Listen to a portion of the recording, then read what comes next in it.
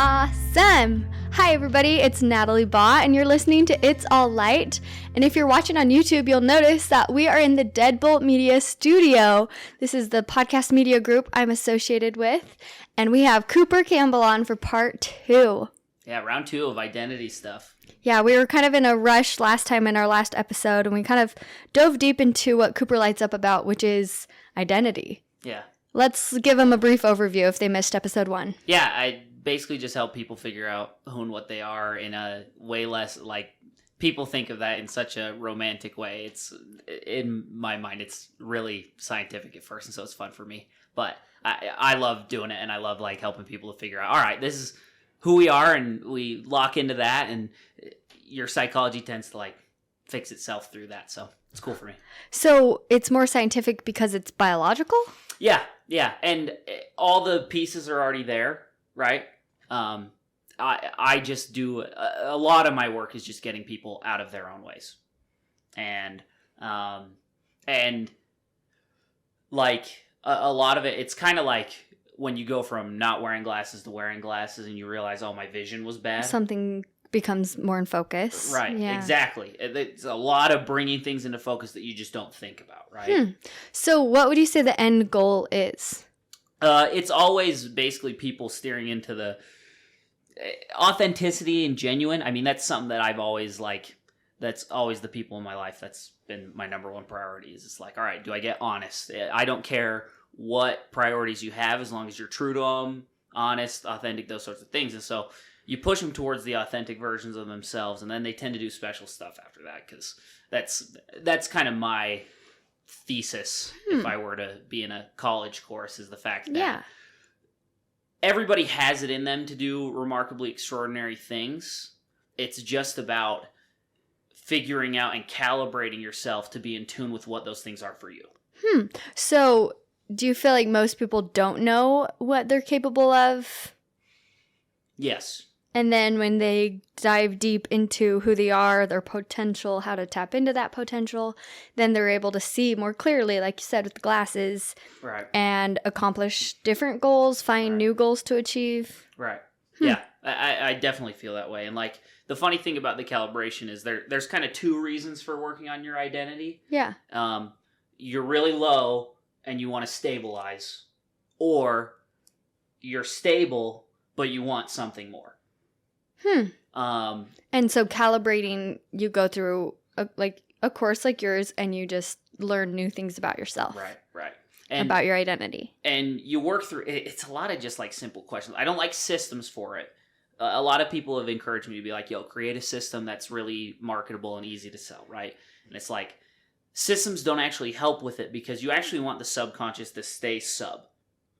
Okay. You don't want to be so caught up in yourself and trying to identify who you are all the time. You need to get into a flow of it, right? Where it's just like a natural, like right. You're tapping into your abilities to flow. Okay, I've learned about the flow. Right, and for girls actually do a pretty good job of having these conversations with each other. They'll talk about their intuition a lot. Guys don't talk about intuition a lot. I mean, I could say it crass for guys, but it's essentially like, for guys, they would just say it's like just being confident in what you've got to do, right? Yeah. But for girls, they talk a ton about intuition. Yeah, no, we do. And identity is so much an intuitive experience. Right, to be true to who you are. Right. All right. And a part of why I'm equipped to do this is because I had a really exceptional dad and mom, but my dad did a really good job of making sure he was way more focused on us figuring out who we are than he was on external things. Like, I don't think my dad ever asked me about a report card unless my mom made him. My dad was never worried about my grades. He was not somebody who really followed up on the things, like, in Mormon culture, you're supposed to get your Eagle Scout. That's how I grew up. He never followed up on that. That was not, it wasn't his priority set. Interesting. So instead of, like, tasks and goals to achieve, he focused on just who you were. And how did you do that? Like, can you think of some examples? Well, and that's kind of, I mean, the you just shared, part. like, not asking about your report card, etc., but right. What else? Well, and those are not to do things, right? So how do you reinforce identity? Right, yeah. And so for me, a big part of it was just the fact that it's so much just asking questions. And then what do you not stomp on that can be considered bad behavior? One of my favorite questions to ask my clients is, what are things you're bad at but you love doing? Dancing. Dancing's a great answer. Dancing's a great answer. And so it's fun. When you start answering that question, you start to find out where it's like, okay, if you just like make little improvements on that, and just like, even if it's not from I want to become a good dancer, it's I want to dance more. Okay. It gives your brain kind of a like, yeah, this feels like who I am. And then it just kind of like starts to throw good things at it, right? I don't know the chemistry of it. I like to talk about myself way more in terms of, even though like I said earlier, I talk about the baseline science of it. I'm way more of an artist with people. Okay. That's the cool part for me, is because people are so unique and diverse and interesting, I get to paint. And it's just little brush strokes, and you get little windows into who the people are at first, right? Huh. Okay. And so I actually found a quote this week from a guy named Charles Bukowski. I haven't looked up who he is and what he did, but his quote was, an intellectual makes something easy sound hard and difficult, and an artist makes something that is hard seem simple to understand. No, yeah, that makes sense, yeah. And that's what I love doing. It's one of those things where it's really hard for me to work with, like, intellectuals and people who have really big egos and think they're a big deal. Because it's like, you are trying to make things sound more difficult in order to be cooler. And in my opinion, I'm working with, like, the most complex thing, which is people. And I'm trying to make it simple and easy. And I just think that's way cooler. I think that's way more challenging, and it's way more fun, in my opinion. It's complex. Yeah, I feel like I taught in the MTC for volunteers for the church, and we would talk about, like, the prophets and apostles. They know so much and go so deep so that they can explain things as simple as possible. Right. And so it's like, when they can explain things simply, you know they have a deep understanding of it. So that's what we would focus on teaching. Like, okay, the deeper you go, the simpler you can present it. Right. Not that, if I only know a simple amount, then I can teach it simply. That tends to crash and burn. So yeah, there's a what quote a beautiful in thought. Preach My Gospel that this is where I started on it. Was I heard the quote and I went, oh, that's how I need to teach, like, the rest of my life, which is, it is true intelligence to be able to take a subject that in and of itself is great and vast and to make it so simple that a child could understand it. I think that's President Packer who said that. Yeah. I just think of Michael Scott. Explain it to me like I'm 5. Right. Like I'm 2. Well, and that's the cool part for me is, because I'm so fascinated by people, I can apply it to any relationship, and that, children, parents, and you can see all of the making of it in a child. They have all of the identity markers, and they're starting to discover it, and it's why parenting's such a interesting thing for people, is because it's so hard to sort through who and what you are in it, and there's not clear indicators of doing well or doing poorly. Huh. Yeah. Yeah, if you get me into parenting and family relationships, I'll drown on, because I love talking about that. Yeah, it's so interesting. I'm reading a book right now called East Winds. Okay. And my mom gave it to me. Her book club read it. And it's about this girl who grew up conservative Mormon, like, kind of with the idea of you get married, you become a wife and a mother, and that's your identity. Yeah. And then her parents got divorced, and she had this rocky upbringing a little bit, and, like, kind of has an aversion to marriage. So the book starts, and she's embarking on a year honeymoon with her husband. So she got married, and then it kind of flashbacks to different experiences in her life that, like, shaped her, and, like, also real-time arguments or things with her husband traveling the world. Right. And it's interesting, like, how she just navigates it and discovers, like, her identity, like, and pairing your identity with someone else, because that's where it's like, relationships are so tricky sometimes, because you're like, okay, is this person inspiring me to be my best self? Right. Am I helping them be their best self? And then when we're together, are we truly ourselves? Are we trying to convince each other? Are we trying to, I don't know, I feel like there's sometimes a fine line of how you act with other people, but how do you feel like you're your true self? Right. I don't know. I feel like for me, it kind of is an ongoing, like, is that me? I don't know. I haven't been doing this, which felt like me. I don't know. Yeah. No, it's a really good indicator of if you're happy in a relationship, of are you doing things that make you feel yourself? Mm-hmm. And that doesn't mean chasing after any time you have a feeling, it's not am I doing everything I want to do constantly? Right. There's a time and a place for different things too. Right. And it's way more, is it just like, is this filling up with more of the things that are who I am? And because it's one of the tricky parts about this. I've had this conversation with a couple of my clients recently where I talk about, do you believe that there's one person for you, that there's a soulmate, or do you believe that you could get married and be happy with a lot of people? Probably the latter. Yeah.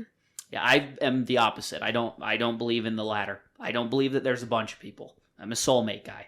Okay, why? One, I think it would be pretty offensive for me if I've made a lot of sacrifices for marriage, so I just view it as like, yeah, it's a little offensive to me to be like, oh yeah, like I could have made this work with anybody. If my girl is saying that to me at the altar, I'm going to be like, this is offensive. This isn't cool. And I think she deserves to have somebody who feels like, dang, this was the only person for me. I don't like this person, my whole world. Well, and another reason I believe it so strongly is go look at all of the great poetry. Go look at all of the great art throughout history. It is always talked about in these flowery, like so many of the quotes I love, it'll talk about it in terms of, if you were in every lifetime I had to search for you, I would go find you and you'd be the only one I'd ever find. Why does that click with us so hard? Yeah, that's why we love chick flicks. It's why we love anything romantic. Well, and guys love that stuff too, but they love it in a different way. They love, I went out and conquered in a war so I could go back to my wife that I earned is an aggressive phrasing. I mean that as sacrifice for her, right? Right. And it's so innately in us. It just doesn't make sense to me that it would just be like this. Well, I like, one of the things that always makes me laugh. You go to a wedding, right? And people will be talking about their experience. So often, it's not typically the guy, but it's typically the girl who says this. Like the bride and groom experience at their own wedding. They'll be talking about, and so often the girl goes, everyone in my family was telling me to lower my standards and to be more open to dating different kinds of guys. And I'm always just sitting there thinking, I've heard that at like multiple weddings. Really? I'm always like, I can't believe someone would say that as they're talking about the guy that they ended up being with. It's like their whole family was pushing them to settle, and then they found him. Interesting. Now, it may not have been they were saying, I'm settling for this guy. But they said to, but I didn't, and I found him, or I don't know. I hope they say, I didn't lower my standards and found him. That's just how I view things. I operate in two ways. 0 effort or 100% effort at the best thing I possibly can. Okay. Yeah. I can't middle. And do you think people that do middle, like, aren't maximizing their potential? No. Okay. Absolutely not. Okay. I think there are roles for everybody. Okay. I bring a ton to the table to people who want to find. It's one of the things that I really hate about like male leadership, like alpha male stuff, is the fact that it does tend to speak poorly of people who don't want to be at the top of everything. Mm-hmm. Yeah. Because like I think about my dad, for an example, who ironically in the U.S. military, he kind of did rise to the top in his ranking position. section. Yeah. And but my dad was a seminary teacher all growing up. Never made much money. Never. Mm-hmm. I mean, yeah. I remember when he went to Iraq and Afghanistan. While they're deployed, you don't have to pay taxes, and so we were feeling good about money. We went to Kohl's and bought our clothes at Kohl's when he was in Iraq and Afghanistan. We never did that. We would eat out at McDonald's sometimes. Never happened for that. And so like, interesting. I hate when people talk as though money, acclaim, public credit, things like that as the indicator for whether people are successful and happy or not. And so even though I'm so aggressive about how I live my life, I don't think everybody needs to be. I like that. Yeah. Yeah, I think there's plenty of room for how everybody prioritizes things. Yeah. There's roles for every individual person. I mean, that's fundamental to my business. I can't go in and try to make people go, you have to be 0 or 100 on everything now. Yeah. So roles, tell me more about what you mean by that. So everybody kind of has. We talked a little bit about what I kind of see for you on this stuff. You're a bubbly, light, happy. You remove burdens from people when you interact with people. I'm sure a lot of people communicate to you where it's just like, I just feel so much happier when you're around because it doesn't feel like everything's weighing so heavy. Oh, thank you. Yeah, no problem. There are a lot of girls who have some of that, but there are some who it's more than others, right? Okay. And for guys, there are a lot of different roles too. Like I said, I'm a 0 or 100%, and I don't like rules at all. The less rules I have, the better I will do. Okay. And that's always funny to talk to people about, is because as an active member of the Church of Jesus Christ of Latter-day Saint, they're always like, but there are so many rules in the church and you follow them. It's because God's never made me feel like the love's dependent on following the rules. Yeah, the that's rules true. just make sense to me. That's a gift. Yeah. Too. Right. Right. And that's how I am too. Like, I've never had too much of a desire to be disobedient. Right. Sometimes someone says, don't do that, and I want to do it, but that's human nature. Yeah, I'm very that way.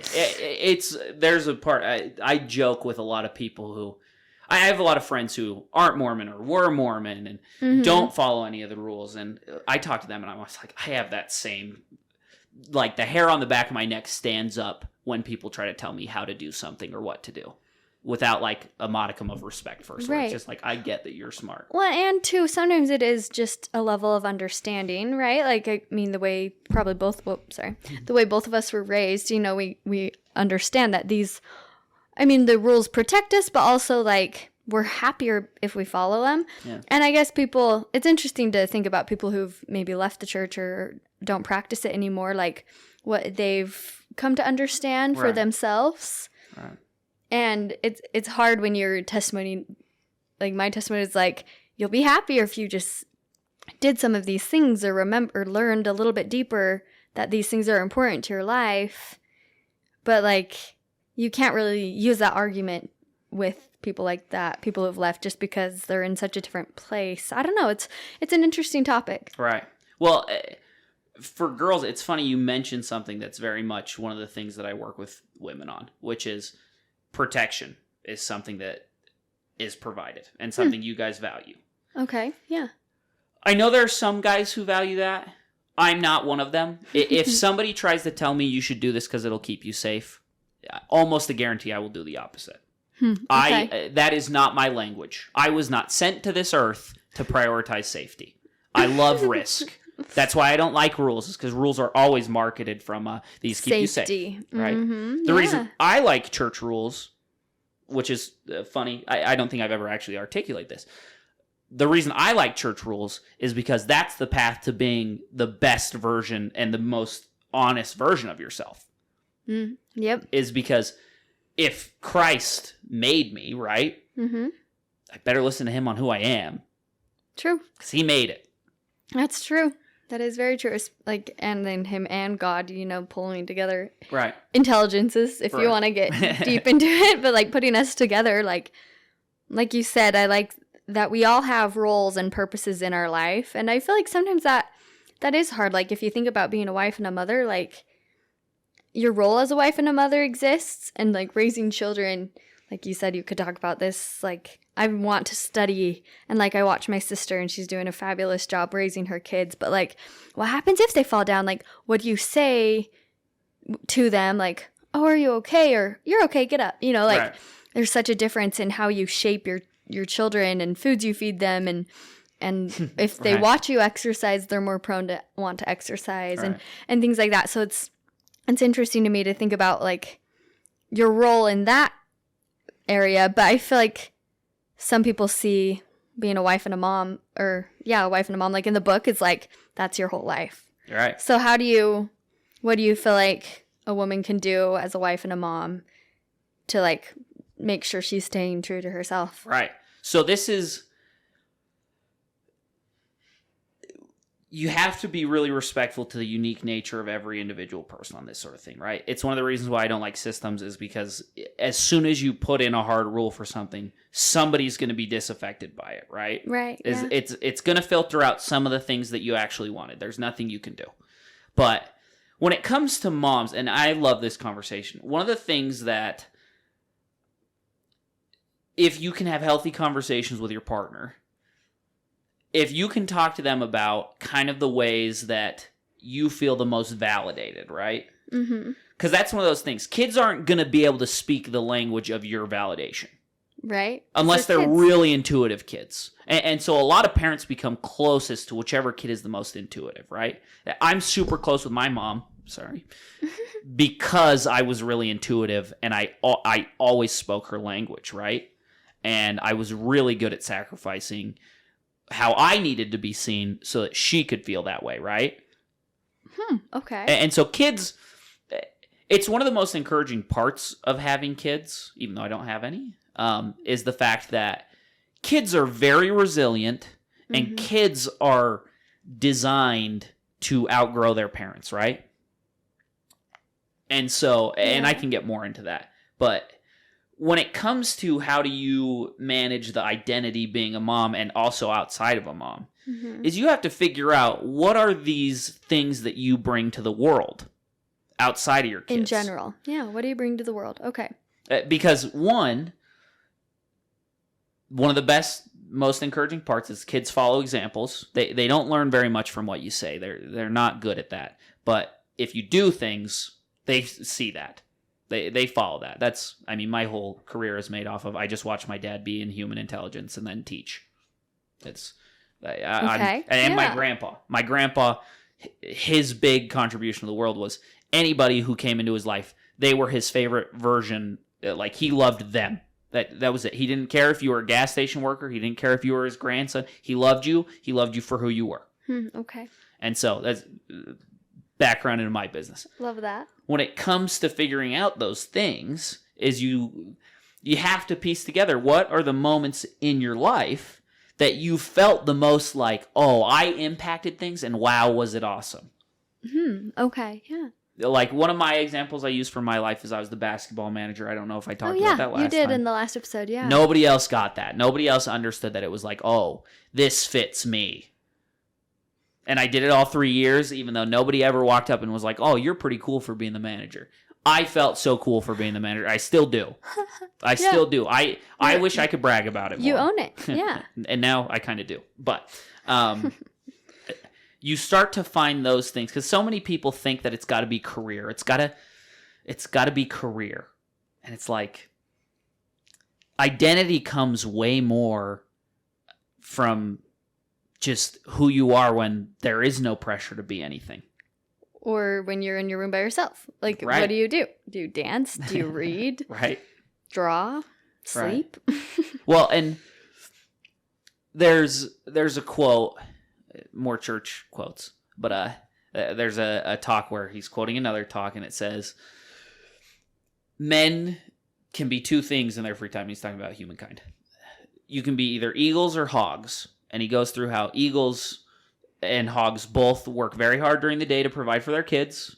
They work hard. In their spare time, eagles soar in the highest heights, and they bathe in the cleanest air. And hogs go to pits, and they grovel in the mud, and they just are filthy, right? And so much of figuring out what you are is what are you attracted to when you don't have to be working.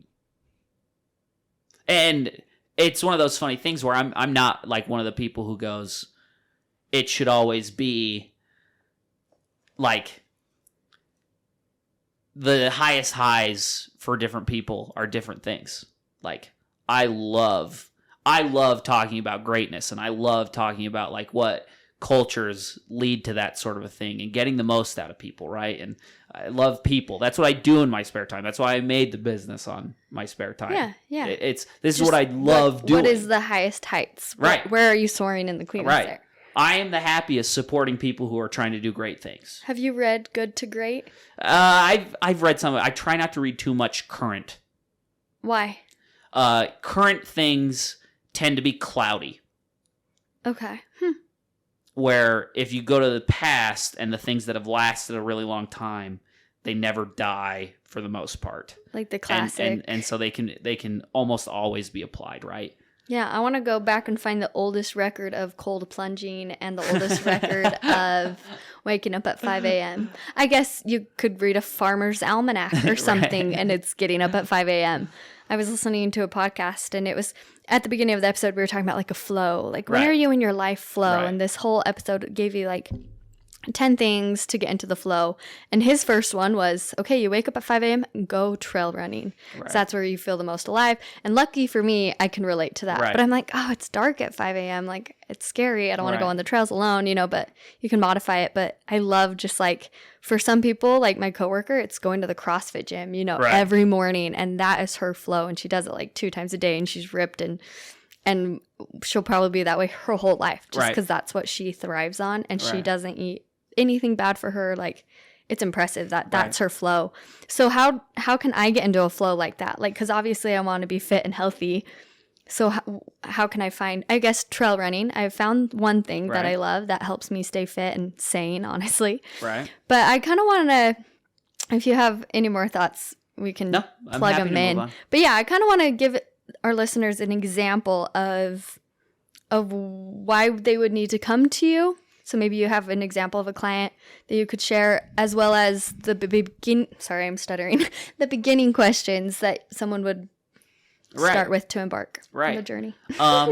Once again, I always try to be very respectful of the fact that people are super individual. Mm-hmm. And so the reasons are, it's very hard. I love patterns. It's really hard to find patterns all the time in this sort of stuff. So I'll try to piece through some of the patterns of why. Because every person has a different pattern. Yeah, well, and the needs for identity look so different. And what are you trying to, like, a lot of the times there are people who go, my relationships aren't going the ways that I want them to.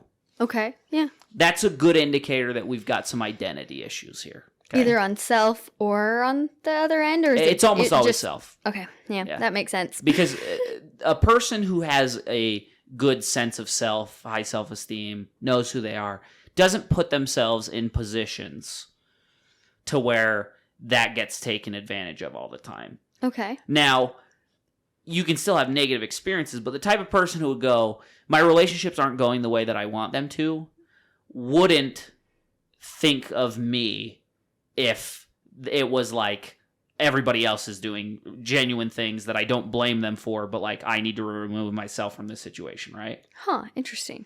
And so, because that's the funny part about the subconscious, is the subconscious pretty much knows. It lets you lie and it lets you tell yourself things in order to cope, but it pretty much knows when you're the problem. I haven't ever really had a hard time convincing people when they're the problem. And it's a healthy approach to always just view yourself as the problem, because then you're also the solution, right? Yeah. So our subconscious, would you say that's like our innate self? No. I'm I don't know. Our that. Subconscious is kind of crazy sometimes. Like our dreams, isn't our subconscious our dreams? The reason I like the term calibration and focus and things like this, right? Yeah. Is because the subconscious is trying to protect and sort through what you are. And it's trying to keep that all safe. Yeah. And it's basically like meters and gauges, where it's like, okay, but you learn from your parents how to manage those. And so if you've learned poor management skills from them, it gets all out of whack. And punishment is a really big thing for this, okay? When you get punished for stuff, especially young, it really throws your meters out of whack, right? Okay. That's one of the reasons why in behavioral studies and behavioral psychology, my sister has her degree in behavioral studies. I don't know exactly the terminology for it, but they talk so much about positive reinforcement, right? Mm-hmm. They're big on positive reinforcement and how effective it is, right? They've just seen all the data seems to show positive reinforcement does way better. And so for dogs and kids, for everybody, for your spouse, for your partner, positive reinforcement works. Employees at absolutely. At work, I'm funny. I'm a little. I feel like we're losing a little bit of competitiveness at work, but that's a whole nother conversation. Because too much positive reinforcement? No, because the thing is people think positive reinforcement means we never talk about any of the bad stuff. Okay. People think it means we don't strive for anything and we don't hold ourselves to higher standards. Right, yeah. It's just positive I reinforcement. could see that. And one of the things I really like to plug into people's lives on this stuff is I just view it as neutrality to stuff, okay?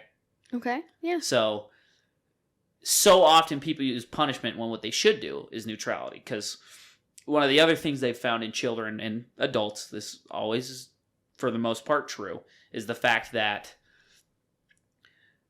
attention is currency. People always like attention. We're a social animal, right? Mm-hmm. Mm-hmm. And so it's far more effective with your kid when they do something wrong to not react at all. And that's why it's so hard. It's so hard because you're emotional, you care, and all of this. And that's kind of my dad's strength and why he did a good job with us. Is because I could not get a reaction. And if he ever lost his temper or gave us negative reactions that felt like punishments, he would come and apologize. And it was his fault. He was like, it's my job as the dad to not lose my temper. And he would come and apologize. And that felt way worse than any punishment because he felt like he let us down when I was the reason he even lost his temper, right? Interesting. I haven't really thought about this. And it's one of the reasons why, like, in marriage, there's a good tandem and you want to have people who... Because that is one thing. I don't think it is always stereotypical. The guy is less feeling and less emotional. I think there are some guys who are more emotional. I think there are some girls who are cold. Killers. I love those girls. I always get along with those girls. They're always like, Cooper, you make me feel so seen. And I'm like, I know, because you're a badass. Pardon my French. But it's why finding the like really unique parts of who you are is so important, because then now you can kind of communicate with the people that you're in teamwork with and actually be a cohesive unit and go, look, this isn't a role that fits me well. I'm not good at confrontation. Can you be the confrontation person? I'm excellent at confrontation. I tell my friends at the gym, don't tell me if somebody like took a weight you were using or didn't clean something up. I will tell them. And I will be like, this isn't okay. Yeah, okay. I love setting boundaries. I love communicating. I love being that person. But there are the people who they don't. That's not their skill set. Yeah. I crave it. Give me as much of it as you want. When I worked in commercial real estate, they used to give me the phone anytime somebody was upset because I'd diffuse it. Because that's the thing, is people think confrontation is negative. So it's like, no, diffuse the situation. If you're respectful. Neutrality. Yeah. And you go, okay, and you make the person feel like we're on a team together. When we're problem solving, if we don't feel like we're on a team together, we've got a big problem. Because that's how I felt with my dad. Whenever there was a problem to be solved, it wasn't, you're a bad kid, I've got to solve this, I'm your dad. It was, hey, what happened here? Let's figure this out. Let's work together. Okay, you made a comment that I want to ask you more about. So you said, like, being seen in a relationship, or like when you point out that women are bad A's, you know? Like, right. Running my ultra, one of my friends running with me pointed out, like, wow, you're such a bad A. And I was like, thank you. Like, that felt so good. Right. Like, yeah, I am, you know? And so, like, compliments like that, like, especially in a relationship, I think everyone wants to be seen, right? And I've been thinking a lot about, like, I don't know, a friend was saying, like, oh, he made a list in his phone of, like, all the little things that I like or love, you know? And, like, if someone doesn't do that, that's not a problem. But I think everyone, whoops, sorry, microphone again. I think everybody craves people to notice those little things about them and to, like, oh, he gets me. Tell me your thoughts on that and how people can cultivate that. It's one of the hard parts about what I do, right? Is because I see that stuff right away. If people love to hide that because they want it to be a big deal when it's like something that they when someone don't like, finds right? It. People like to be discovered. That's why you being called a bad A is a big deal. Is because you like being the really nice, happy person, but you also like being tough. There's a little bit of... No, yeah, for sure. And I would assume that's probably a little bit of like, I think your dad probably taught you some grittiness. Yeah, oh yeah. And it's really validating when somebody sees the stuff that it's like, I shouldn't have this, but I do, right? Yeah, like when people find out I like to go hunting or shooting. Right. Which is not as uncommon as you'd think, but yeah. But it's... And it's funny because you would say it's not as uncommon as you think, but like my brain always goes like, you should talk about it in terms of how rare it is. That's way cooler. I'm so much like, and I think this is one of the differences between a lot of men and a lot of women is a lot of women want to make people feel more relatable, more like we go through these things together. Yeah. Okay. Where for me and a lot of the guys I know is they love to be like, you're one of one. No one else is going through the things you're going through, and it helps them to think about themselves in those terms, right? Really? Like, because almost every girl I talk to, when I talk about the soulmate versus are there many, They think they can have they many? all say it's many. All of them. And I'm always like... there's some church quote out there that says you can make it work with anyone if you both love God. Right? Cooper? Yeah. I mean... That Cooper was... If do you have a quote through a to list to of back it all up? of the church quotes that I don't totally agree with, and now That I might will be one. agree with like the concept of when you're dating, you shouldn't view it as I have to find this perfect person and there's only one copy of this. Okay. But as soon as we're committed for real, there's nobody else that exists. Right. I'm Which I once agree. again, idealist. I'm crazy. I like the most Well, aggressive no, version. I agree with that. Like, once you're in, you're in. And that, like, in a way, you make them your soulmate, which I agree. I'm comfortable with that. Okay. We can agree on that. And it's just one of those things where it's like, I think guys are way more romantic about that sort of thing than girls are. I think girls are actually way pragmatic about love sometimes, and that's the hard part for guys. I think I agree, yeah. I think a lot of guys go, I've actually been thinking a lot about this. A lot of guys go, she didn't realize that I would have loved her as much as I possibly could. When one of the things that I've noticed about girls is girls get they feel very valued if they're the ones loving more than the guy is. They like to be the one being like, I'm loving the unlovable parts of you. Yeah. And they get a lot of validation out of it. That's one of the things that's so true. Me in relationships is because I'm very good at loving honestly.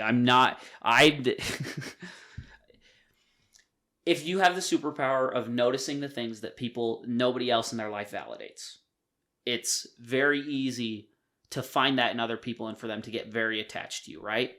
Mm-hmm. Yeah. And so because of that, a lot of these girls I date find pretty quickly that they don't know how to love me with the same depth that I love. Oh, yeah. Now, and I don't even view it as the same depth because I don't think I've loved them with that much depth. I've just cared about them and validate them in super unique ways, and it feels like high depth love. Mm-hmm. When I don't even know if I know what that looks like for me yet, and that's fine. Right. Huh, that's so interesting though, yeah, because sometimes if a guy's being overly persistent and like really showing all this love and the girl's not there yet, if not more, then it's like no chance. Well, and or if the guy's quote unquote hard to get, then the girl's like trying even harder to I don't know. It's a game, and sometimes it works. And it's one of those things that people, when it goes bad, it feels so like personal, right? When it's like, in reality, so often it's just like the matchup wasn't right. He needed to fill a void more, or she was a little more closed off and didn't want to love to that depth yet, right? Where it's like people take that so personally when so much of it is subconscious, right? And so much of it is just figuring out that once again, this is more of why I really think there are times where it's just like a single person. Yeah. And I think we're going to skew more and more towards people believing you can be with anybody because of the divorce rates. When you get so many people getting divorced, you don't want to think that there was a soulmate out there. And and I understand that. Once again, I'm an idealist. And so if you're somebody who likes to be in the middle and be safe, you're not going to like how I talk about things. And that's okay. Yeah. Because we've both got different roles in society. It's fine. You do you, I'll do me. We'll all be happier because of it. Well, what you're saying makes sense, though, like, in the terms of a soulmate, is that, like, most people you ask who got married, to some degree, it just felt right. Oh. And there's that. That's what your subconscious is matching with your conscious, right? It's just right. Right. And I'm very much a big believer on that, where it's like... And sometimes that takes time, though, too. Right. No, that's one of the reasons why a lot of guys have a hard time with me is because I'm very good at trusting my instincts on it. And instincts is kind of the dude word for intuition. They go, hey, instincts feels a little bit better to a guy. Okay. It's not quite so feely and emotional, even though it kind of is. And okay. For me, I'm very good at trusting my instincts, not questioning them, not trying to sort through it, and then not punishing myself if it goes poorly afterwards. Right, yeah. Because that's a big thing. That's why punishment can be so hard on kids, is because if they've done things that felt like trusting their intuition or instincts, and you squash that... And say that was wrong? I mean, it's one of my big beliefs is that that's what leads to so much anxiety.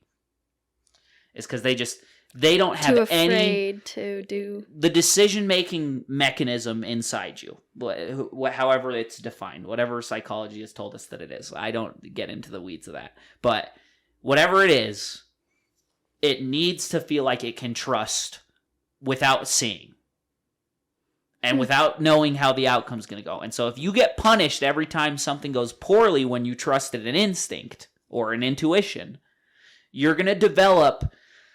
And it's just going to become hesitation, and that hesitation will just last and last. Indecision? Yeah. Mm-hmm. Exhibit A. Wait, so I'm curious, what if your intuition is quote-unquote wrong? Like, what if it did lead you down a path that was... How do you define a wrong decision? I know, that was where my next thought was, is what is right and wrong, right? But what if, like, your intuition took you down a path that wasn't true to you? Or can it? I don't think it can. However, it can feel that way because there can be pain at the end of following your intuition. I mean, if anybody knows that, it's me right now. I mean, I've followed my gut on my business for 2 years, and there's a ton of pain and there's a ton of sorting through this stuff, right? Mm-hmm. It's almost a guarantee. Yeah, pain is inevitable. In life and growth, right? Growth especially, right? So sometimes our intuition takes us to pain because it'll circle back to growth. Well, it doesn't even circle back. It is the growth. It is the growth. Yeah. Okay. And now, once again, it's always hard to talk about these certain things because if I talk about it too aggressively, I don't want girls to always go, pain's a good thing, because I don't think pain is always a good thing for girls. Girls should prioritize safety. Mm-hmm. Girls should prioritize things like that, you know? Why? Because so much of your intuition needs to feel safe first. Yeah. Guys' instincts kick in when they don't feel safe. Girls' intuition kicks in when they feel safe. Okay. And so when I work with a female client, the first thing I do is no matter how small it is, we find where they feel safe. Oh, right. We talked about this in the last episode. Right. Like in your car where like no one else can really see you or hear you. Right. And you can think of it in terms of physical locations, but it's more like what mental things make you feel the safest. Right. Oh, there's this new brain thing. What's it called? At Upgrade Labs, it's one of the places, and you go into a room and you sit in a chair and you put this like brain net on and it kind of tracks. Right. I feel like alpha something, but I don't know what it's called. But like they help you find like a happy memory where you're hitting these like alpha neurons or something, and then in another instance you can remember that memory and it'll take you to that place. Right. So I get what you're saying. Yeah, you should look it up. I forgot what it's called, but it was super cool. I wish I would have done it. But. And that's one. Like I'll encourage clients to go to do like one of the what are they called? The sensory deprivation tanks, right? Have you never done one of those? Big in California, which means they'll be in Draper soon. Everything that's big in California is in Draper soon. Amazing. But the sensory deprivation tank, it's basically just a big tank with water in it, and turn off the lights, you basically like feel nothing. Is the water moving? Or nope. Is like going up and high? You literally just float in it. It doesn't move. You just are there with no sensations. You don't have to tread the water? Nope. You're just standing in water. You're laying in it. It's weird how it works. Interesting. But no senses. It's very interesting. And it's a good place for your mind to if you're trying to sort through like feeling safe. The other thing that I'll do with clients is I'll be like, all right, go put yourself through a physically exhausting day or experience, and then try to think about things that are you, or if it's a girl, what makes you feel safe, right? Or if it's a guy, what makes you feel like you're conquering something, or what makes you feel like you're pushing and improving and creating something better, you know? Right.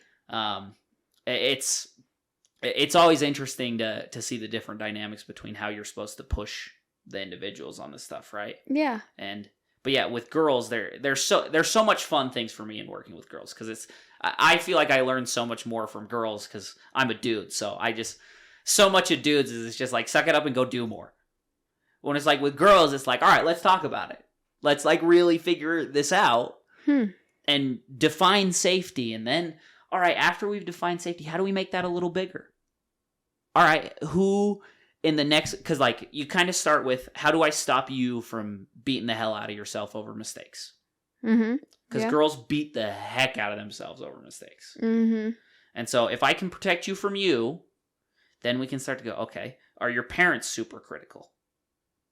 Do they know they're being critical? Is it a snide comment? Is it well, I'll keep financially supporting you if you do this? You know, there's a lot of that. So then from there, boundaries. Well, and you just start to expand. And the hard part is, for a lot of people, is the fact that as you start to expand the feelings of safety, you have to trust people who have hurt you. Yeah. Like your parents probably have hurt you and made you feel unsafe. Otherwise, your circle wouldn't be as small. And so you have to start by being honest with them and being like, look, I do things you don't like.